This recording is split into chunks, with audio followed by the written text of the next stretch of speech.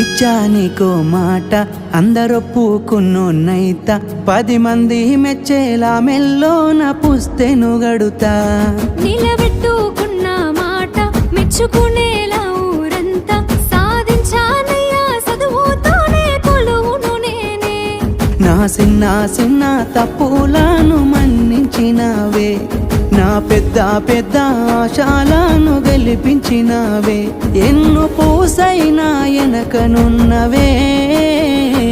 నీ త్యాగాలనే రాయవోతే పల్లవి మారిన నా రాతనే చరణాలవి కన్నీళ్ళెందుకే